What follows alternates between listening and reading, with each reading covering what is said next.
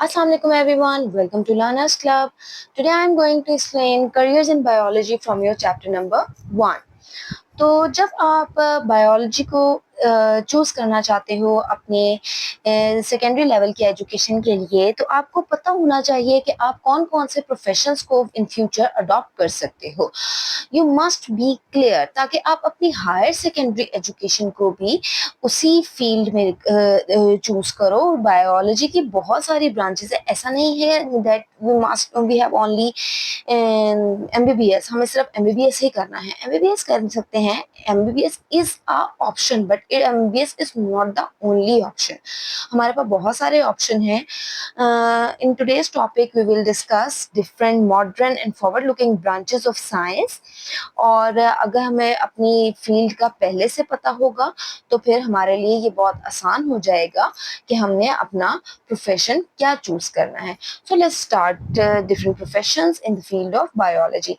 First of all, the profession which comes into our mind is medicine and surgery. Medicine or surgery is the field that belongs to MBBS. सबने MBBS का नाम सुना होगा। इसमें हमने क्या करना होता है, diagnosis and treatment of human diseases. Basic purpose हमारा क्या होता है कि हम मुख्तलिफ किस्म की ह्यूमन डिजीजेस को डायग्नोस करें, उनका ट्रीटमेंट करें, उनको क्योर करें, उनके लिए प्रिवेंशन क्रिएट करें कि क्या ऐसे तरीके हैं जो हम इस्तेमाल करके अपने आप को महफूज कर सकते हैं। बेसिकली इसमें जो सर्जरीज होती हैं, एक डॉक्टर जो होता है सिर्फ वो ट्रीटमेंट नहीं देता, ट्रीटमेंट के अलावा कभी कभी उनको सर्जरी भी करनी पड़ती है। तो सर्जरी में हम क्या किस तरह से ट्रीट किया करते हैं, सर्जरी में हम बॉडी पार्ट्स को या तो you must have to learn the keywords. मैंने आपको बार बार कहती हूँ कीवर्ड्स पे फोकस किया करें। आपको सर्जरी के लिए क्या करना पड़ता है, किसी भी बॉडी पार्ट को रिपेयर, रिप्लेस और रिमूव करना पड़ता है। कुछ सर्जरीज ऐसी होती हैं जिनमें हम बॉडी पार्ट्स को रिपेयर कर देते हैं और कुछ में हम रिप्लेस कर देते हैं, जिनको हम ट्रांसप्लांटेशन भी कहा करते हैं, और कभी कभी हम पार्ट्स को रिमूव भी कर सकते हैं जो हमारे लिए ज़्यादा इम्पोर्टेंट नहीं है। उन पार्ट्स को, उनके बगैर हमारा गुजारा हो सकता है। For example, if we have a kidney problem, एक किडनी में प्रॉब्लम है, हम उनको रिमूव कर देते हैं या हम उसको रिप्लेस भी कर सकते हैं, और अगर थोड़ा बहुत इशू हो तो हम उसको रिपेयर कर दिया करते हैं। तो इसके लिए हमारे पास बहुत सारी एग्जांपल्स होती हैं, किडनी है, लिवर है। ट्रांसप्लांटेशन में तो पूरे का पूरा ऑर्गन ही, या रिप्लेसमेंट जिसको कहते हैं, इसमें पूरे का पूरा ऑर्गन ही रिप्लेस कर दिया जाता है। किडनी, लिवर की बेशुमार एग्जांपल्स यहाँ पे हमारे पास होती हैं। और रिमूव में हमारे पास गॉल ब्लैडर अक्सर रिमूव कर दिया जाता है because it is important but not as much essential. We can survive without this. तो गॉल ब्लैडर और इस किस्म के ऑर्गन्स जो होते हैं जिनके बगैर हम जो है सर्वाइव कर सकते हैं, हैप्पीली सर्वाइव कर सकते हैं, उनको रिमूव भी कर दिया जाता है। इसके लिए आपको एमबीबीएस में, हायर सेकेंडरी एजुकेशन के बाद आपको एमबीबीएस करना पड़ता है, और उसके बाद then you go for specialization, और उसके में आप कोई भी अपने डिपार्टमेंट को चूज कर सकते हैं। Then comes fisheries. Fisheries, as the name indicate, it belongs to the fish production. In this field, we try to enhance the quality and quality plus quantity of fish. हमारा purpose क्या है, fish के को food purpose, सबसे पहले तो fish हमारे लिए फूड पर्पस के लिए। इसके अलावा फिश की मेडिसिनल वैल्यू भी बहुत ज़्यादा है। बहुत सारे मेडिसिन ऐसे हैं जिनमें फिश और फिश के बाकी body organs, fish oil, fish skin, fish liver oil etcetera, इस तरह की चीज़ें इस्तेमाल की जाती हैं। तो हम फिशरीज के ये एक स्पेसिफिक फील्ड है जो हम अपना बैचलर्स या मास्टर्स लेवल की स्टडी करने के बाद अडॉप्ट कर सकते हैं। फिशरीज में जाने के लिए हमें जोलॉजी या फिशरीज में अपनी हायर सेकेंडरी एजुकेशन लेनी होती है। Then we can further be a professional in fisheries. Then comes the agriculture. Agriculture को, अच्छा एक कंफ्यूजन हो जाती है कि एग्रीकल्चर से हम हमारे जहन में आता है फूड क्रॉप्स। नो, एग्रीकल्चर में फूड क्रॉप्स प्लस एनिमल्स दोनों को स्टडी किया जाता है। हमने सिर्फ क्रॉप्स को स्टडी नहीं करना, एग्रीकल्चर में हमने फूड क्रॉप्स और एनिमल्स दोनों की बेटरमेंट के लिए, क्योंकि दोनों ही हमारे लिए फूड सोर्स है, क्रॉप्स भी हमें देती हैं और बहुत सारे एनिमल जो हैं वो डिफरेंट वेज में, कुछ का हम मीट ले रहे हैं, कुछ का हम फूड मिल्क ले रहे हैं, कुछ का किसी एग्स ले रहे हैं, तो हमें हर तरह के एनिमल्स को उनकी बेटरमेंट के लिए जो भी हमारे एनिमल फूड के लिए इस्तेमाल हो रहे हैं, हमने उनकी बेटरमेंट के लिए काम करना है। इस फील्ड के लिए आपको हायर सेकेंडरी एजुकेशन में लेनी होगी बायोलॉजी में। You must have biology in your subjects in your higher secondary education if you want to go into the field of agriculture. Next come the animal husbandry. Animal husbandry ऊपर में हमने जो थे animal वो agriculture में हम वो कर रहे थे जो हमारी फूड सोर्स के लिए इस्तेमाल होते हैं, लेकिन क्या एनिमल सिर्फ फूड सोर्स के लिए इस्तेमाल होते हैं? नो, हम तो इनसे ट्रांसपोर्ट का काम भी लेते हैं। इसके अलावा मैंने आपसे कहा बहुत से एनिमल्स जो होते हैं उनके बॉडी पार्ट्स या उनकी जो पर्पसेस होते हैं उनसे हम मुख्तलिफ किस्म के पर्पसेस में हेल्प लेते हैं, जैसे हम ट्रांसपोर्ट में हेल्प लेते हैं। तो हमारे लिए ज़रूरी है कि हम उनकी केयर करें और ब्रीडिंग करवाएं। Breeding, what is the breeding? Breeding में हम क्या कहते हैं, हम किस तरह से उनके ऑफस्प्रिंग्स प्रोड्यूस कर सकते हैं, बेटर वेज हमने फाइंड आउट करने हैं। ब्रीडिंग में हम जो है उनकी नस्ल को ग्रो कराने के बारे में डिफरेंट मेथड्स को जो है वो इस्तेमाल करते हैं, स्टडी करते हैं। डोमेस्टिक एनिमल्स को इसमें स्टडी किया जाता है जो हमारे लिए फूड सोर्स हैं या नहीं है। They may be our food source और मे बी नॉट। ठीक है, तो हमने इनको स्टडी करना है, इनकी केयर कैसे की जानी है, अगर इनमें कोई डिजीज हो जाती है तो हमने उसको कैसे करना है। It's all about the animal care and breeding. Husbandry means breeding and care. इसमें हमने एनिमल की ब्रीडिंग को, डोमेस्टिक एनिमल्स को ज्यादा स्टडी किया जाता है। एनिमल हस्बेंड्री अगर आप अडॉप्ट करना चाहते हैं, you must have higher education in higher secondary education in biology.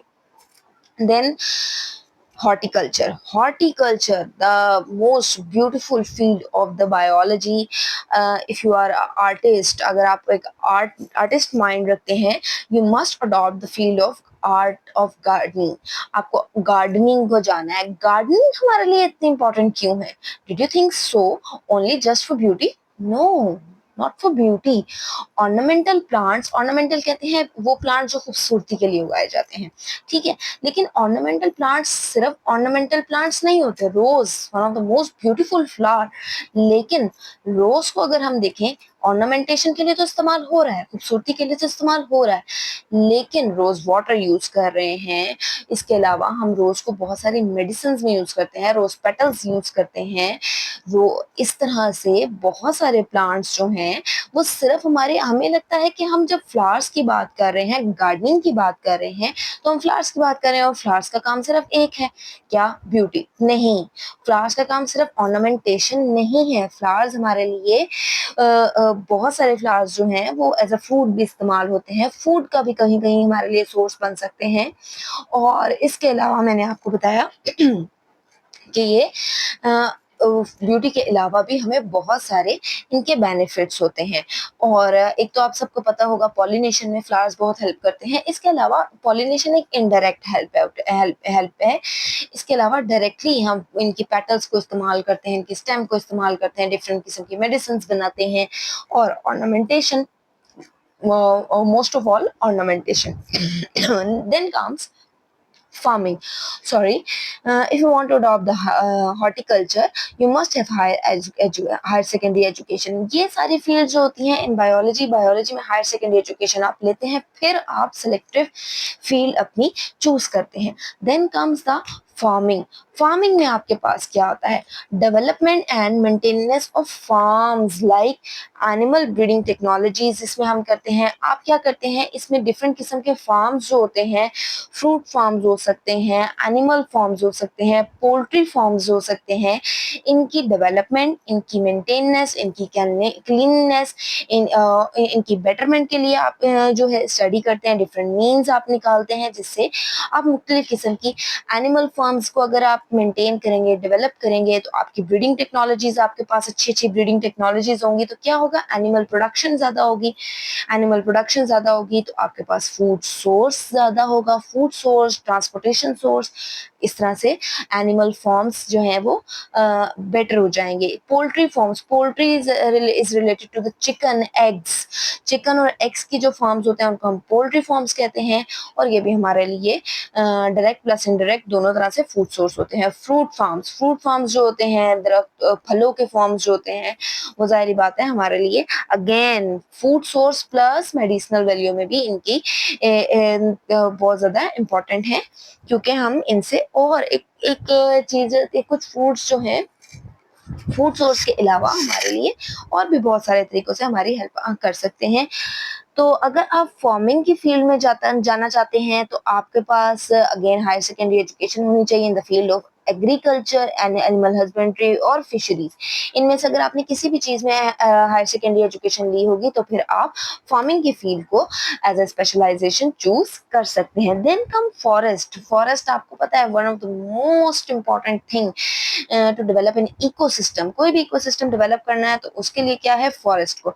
हमारे पास नेचुरल फॉरेस्ट जो हैं, फर्स्ट ऑफ ऑल हमें क्या करना है, we must have to take care of our natural forest. लेकिन हमारे यहाँ ड्रॉबैक क्या है कि उनकी टेक केयर के तो एक सेकेंड लेवल की बात है, हम उनका प्रिवेंट तो कर रहे हैं, नहीं कर रहे, हम उनको डिस्ट्रॉय ज्यादा कर रहे हैं। तो फॉरेस्ट्री की फील्ड में जाके हमने क्या करना है, अपने नेचुरल फॉरेस्ट को का देखभाल करनी है, उनको टेक केयर करना है। इसके अलावा हमें गवर्नमेंट को एडवाइस करना है कि we must have to plant some artificial forest. उसके लिए हम उनको, गवर्नमेंट को डिफरेंट किस्म के प्लांटेशन आइडियाज दे सकते हैं और उनको डिफरेंट किस्म के ट्रीज का बता सकते हैं जो कि फॉरेस्ट के लिए, फॉरेस्ट टाइप एनवायरनमेंट के लिए बेस्ट होते हैं। आप में से क्या कोई मुझे आर्टिफिशियल फॉरेस्ट के नाम बता सकता है? Artificial forest one of the most famous forest in Pakistan, एक बहुत इम्पोर्टेंट और फेमस फॉरेस्ट है जो हमें in our childhood we thought that it is a natural forest, but now we know that it is an artificial forest. Can you name that forest? If you can, then please write in comment section. Then comes the last field, last but not the least, that is the biotechnology. That is the latest profession. आज के दौर में most of the students are going in this field, biotechnology. Biotechnology हमारे लिए latest profession है जो हम adopt कर सकते हैं। I want to give you a suggestion, if you want to go in the medicine or surgery, then it is the best thing. But then on the second, if you can't go in this field due to any issue, you can adopt biotechnology. Biotechnology is also worthwhile. इसमें हम क्या कर रहे हैं, we have to study production of useful products through microorganism. हमने पीछे study किया था what are the microorganism, the organism which we can see only through microscope. तो हम माइक्रोस्कोप के थ्रू जिन ऑर्गेनिजम्स को देख सकते हैं उनसे हमने अपनी डिफरेंट किस्म की प्रोडक्ट्स को प्रोड्यूस करना है, फॉर एग्जांपल इंसुलिन। और इसके अलावा हम बायोटेक्नोलॉजी को इस्तेमाल करके डिफरेंट किस्म की वैरायटीज निकाल रहे हैं। हर किस्म के एनिमल्स हमने जो हैं उनकी प्रोडक्शन में, एनिमल से हम ले रहे हैं, उनके अंदर के ऑर्गन्स को इस्तेमाल कर रहे हैं, उनके ऊपर माइक्रो ऑर्गेनिजम्स जो है यूज कर रहे हैं और उनसे हम वो प्रोडक्ट्स इस्तेमाल कर रहे हैं जो ह्यूमन बेटरमेंट के लिए इस्तेमाल हो रही हैं। इसके अलावा आप बायोटेक्नोलॉजी में स्टडी करोगे कि हम डिफरेंट किस्म की टू फील्ड्स को, क्रॉप्स को मिलाते हैं और उनसे हम एक फील्ड से दो क्रॉप्स ले लेते हैं। तो ये हमारे लिए बहुत बेनिफिशियल काम है कि हम एक फील्ड ले रहे हैं, हमारे पास स्पेस एक चीज की है और हमें एज अ यील्ड हमारे पास दो चीजें आ रही हैं। Biotechnology is a diverse field, बहुत ज्यादा इसमें वैरायटी है, लेटेस्ट फील्ड है। और बायोटेक्नोलॉजी के अंदर आपको अगर जाना है तो आपके पास हायर सेकेंडरी एजुकेशन होनी चाहिए बायोलॉजी में और बैचलर्स लेवल की स्टडी होनी चाहिए बॉटनी और zoology में, then you become a biotechnologist. Biotechnologist, this is all about the careers in biology. So मिलते हैं नेक्स्ट वीडियो में। जाने से पहले मेरे चैनल को सब्सक्राइब करना नहीं भूलिएगा, लाइक और बेल आइकन पे प्रेस करना आप लोगों की तरफ से मेरे लिए एक ऑनर की बात होगी। थैंक्स, अल्लाह हाफिज।